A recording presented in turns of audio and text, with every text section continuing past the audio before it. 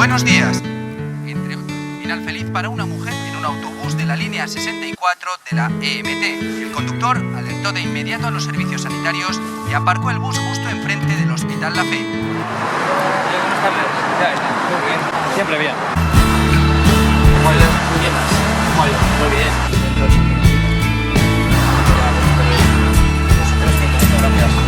¿Cómo estás? Bien, muy bien.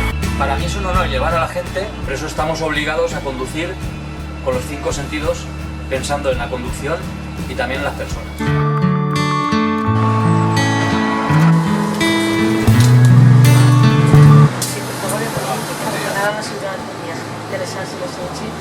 Pues mire, si ara quan apleguem ahir el querelliria, vostè se baixa i si no sap jo li diré la para que té que baixar i agarra 95.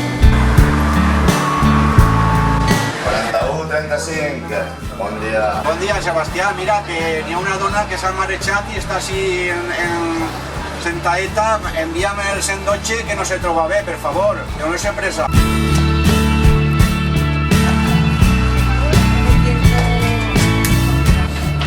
El trabajo es un gran trabajo.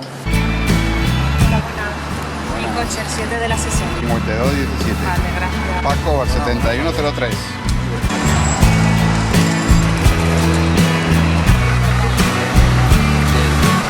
Pues para mí lo más importante es que prestamos el servicio al ciudadano y llevar a la gente a sus casas, sus trabajos. Principalmente me siento una trabajadora al servicio de los ciudadanos.